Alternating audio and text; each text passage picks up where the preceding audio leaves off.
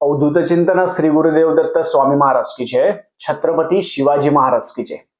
आपण जर गाणगापूरमध्ये जाणार असला किंवा गाणगापूरमध्ये गेलात तर जे बाधित व्यक्ती आहे, जे माता भगिनी बाधित असेल, पुरुष असेल कोणी बाधित, त्यांचे फोटो आणि व्हिडिओ आपण काढू नका.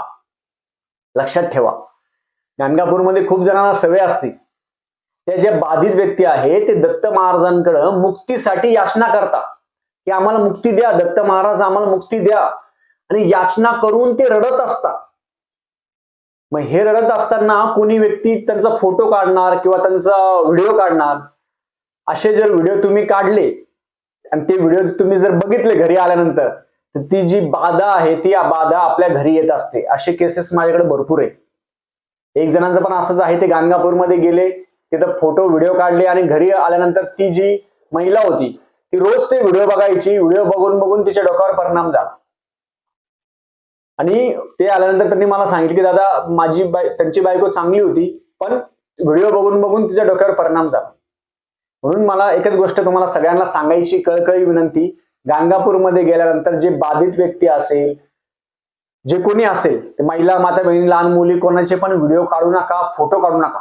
पालखीचे काढा, पण बाधित व्यक्तींचे फोटो व्हिडिओ तुम्ही काढू नका. ती बाधा आपल्या घरी आणू नका. गाणगापूरमध्ये तिथे गुरुचरित्र पारायण असेल, नवनाथ पारायण, आपण पारायण करा, पण ज्या बाधित व्यक्ती ओढत असता, अडत असता, दत्त महाराज मला मुक्ती करा असं म्हणत असता, आणि तेव्हा जर आपण त्यांचे व्हिडिओ काढले, मी खूप ठिकाणी इंस्टाग्राम याच्यावर बघितलेले, खूप ठिकाणी त्यांचे व्हिडिओ तुम्ही टाकले आणि दुसऱ्यांनी कोणी बघितले, तर ते जी बाधा आहे ती बाधा पूर्णपणे आपल्या घरात येते. हे लक्षात ठेवा. काही काहींना रात्री झोप लागत नाही ते व्हिडिओ बघून. ते जे याचना करत असतात, ते रडत असता, अडत असता, ओढत असता आणि दत्त महाराजांना विनंती करत असता की आम्हाला सोडा, आणि सुटतं. त्यातून गाणगापूरमध्ये गेल्यानंतर माणूस बाधेपासून मुक्त होतो, पण त्याचे व्हिडिओ आणि फोटो आपल्या मोबाईल मध्ये घेऊ नका. ते बाधित व्यक्ती काही जर मोबाईल पण फोडून टाकतात. मोबाईल मध्ये घेऊ नका आणि घरी आल्यावर आपल्या लहान मुलांना, महिलांना ते व्हिडिओ दाखवू नका. ते जर तुम्ही तसं केलं तर ती बाधा तुमच्या घरामध्ये येईल, आणि घरामध्ये आल्यानंतर घरामध्ये जो त्रास आहे तो त्रास तुम्हाला होईल. हे लक्षात ठेवा. असे माझ्याकडे भरपूर केसेस आलेले.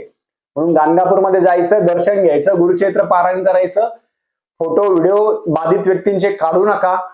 अशा गोष्टी करायच्याच नाही. तो जो त्रास आहे तो त्रास तुम्हाला 100 पटीने तुम्हाला होईल, आणि असा त्रास खूप जणांना होतो. मी त्यांना व्हिडिओ डिलीट करायला सांगितले, मग तो जो त्रास आहे तो त्रास कमी झाला. श्री